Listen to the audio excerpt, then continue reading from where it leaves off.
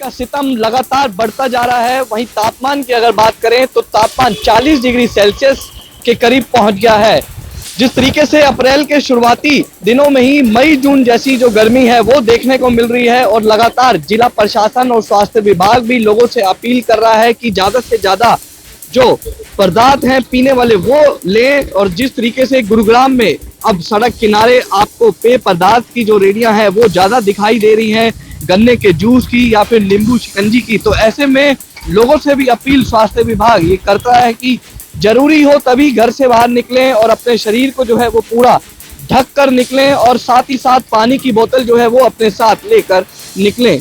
वहीं जिस तरीके से गुरुग्राम में अप्रैल के शुरुआती दिनों में ही इस तरीके की गर्मी जो है वो देखने को मिल रही है, तो ऐसे में मौसम विभाग ने भी कई दिनों का येलो अलर्ट जो है वो जारी किया हुआ है, और कुछ दिन और इस तरीके की भीषण गर्मी जो है वो गुरुग्राम वासियों को झेलनी पड़ेगी। वहीं आने वाले दिनों में ये तापमान कितना और 40 के पार पहुंचता है ये देखने वाली बात होगी। गुरुग्राम से जनता टीवी के लिए आकाश खुराना। पानीपत में अचानक से बिगड़ा मौसम का मिजाज, वहीं तेज आंधी के साथ हल्की बूंदाबांदी हुई।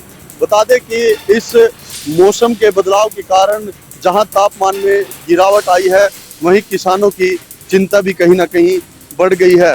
बता दें कि कल बुधवार को गर्मी का सबसे गर्म दिन था, जिसके कारण आज बरसात देखने को मिली। पानीपत में 10 से 15 मिनट हल्की बरसात भी हुई और तेज आंधी आई।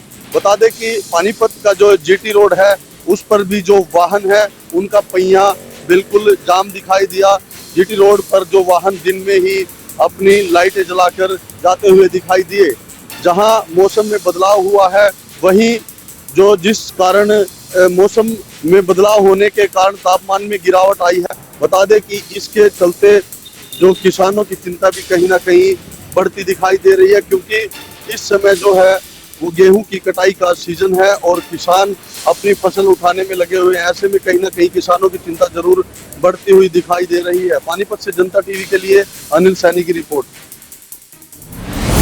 भिवानी को बड़ी सौगात मिलने वाली है। प्रधानमंत्री नरेंद्र मोदी जी 14 तारीख को यानी कि 14 अप्रैल को वर्चुअल तरीके से भिवानी को मेडिकल कॉलेज सौंप देंगे। हालांकि अब मेडिकल कॉलेज बन करके तैयार हो गया है। आज इसी मामले को लेकर के ACS सुधीर राजपाल जी भिवानी पहुंचे थे और उन्होंने अधिकारियों को दिशा निर्देश भी दिए हैं। साथ ही कहा कि 39 डॉक्टर जो हैं उन्होंने लगा दिए हैं, जो कि कुछ तो PGI रोहतक से बुलाए गए हैं और कुछ डॉक्टर्स को भिवानी के जो हॉस्पिटल है वहाँ से जो है डेप्यूट किया गया है।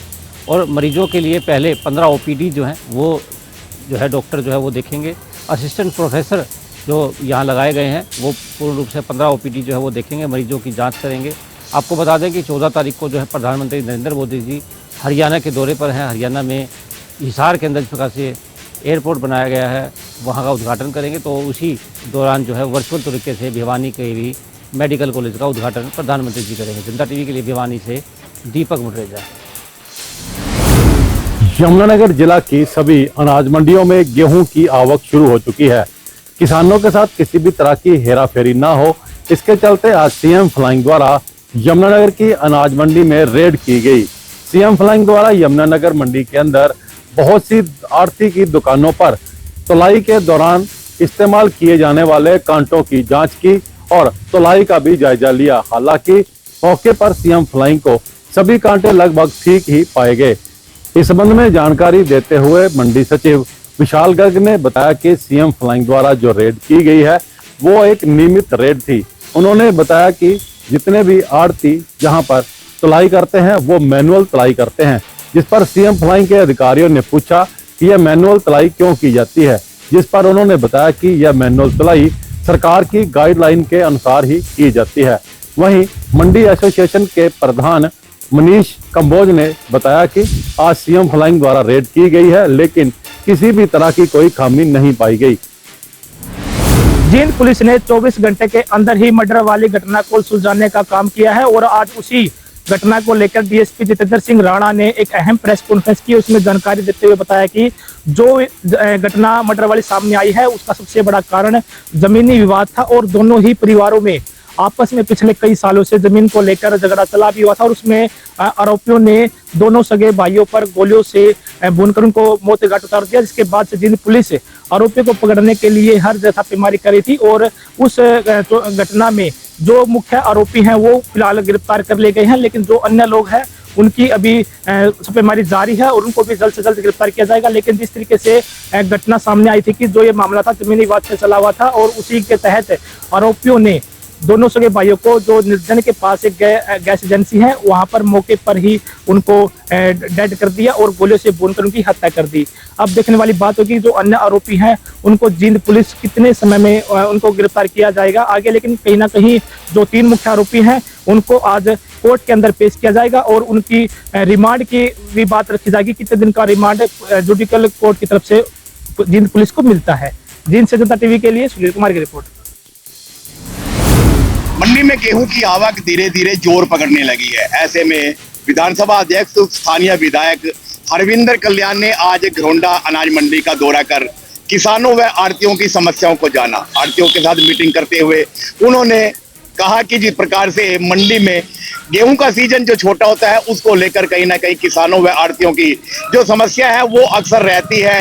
अब की बार इस प्रकार की कोई भी समस्या नहीं आने दी जाएगी। आड़तियों ने विधायक के सामने जो लिफ्टिंग व बारदाने को लेकर जो समस्याएं रखी, तुरंत ही विधायक हरविंदर कल्याण ने आड़तियों के सामने अधिकारियों को ये निर्देश दिए कि किस प्रकार की जो समस्या है, चाहे वो बारदाने से संबंधित है व लिफ्टिंग से संबंधित है, वो नहीं होनी चाहिए। उन्होंने किसानों से भी बातचीत की और डेयरियों पर भी गए, जो गेहूं की डेयरी जो पड़ी हुई थी वहां भी जाकर उन्होंने दाना चेक किया और किसानों से बातचीत की। उन्होंने कहा कि पूरे प्रदेश में बीजेपी सरकार के शासनकाल में किसी भी किसान को कोई दिक्कत नहीं आने दी जाएगी और किसान का पीला सोना एक एक दाना खरीदा जाएगा, वे समय पर किसानों की पेमेंट भी की जाएगी। घरोंडा से जनता टीवी के लिए सुशील कौशिक। बीजेपी के राष्ट्रीय महासचिव बीएल संतोष वीरवार को चंडीगढ़ के 1 दिवसीय दौरे पर पहुंचे। इस दौरान बीएल संतोष ने चंडीगढ़ में भारतीय जनता पार्टी के कार्यालय कमलम में बीजेपी के पदाधिकारियों के साथ बैठक की।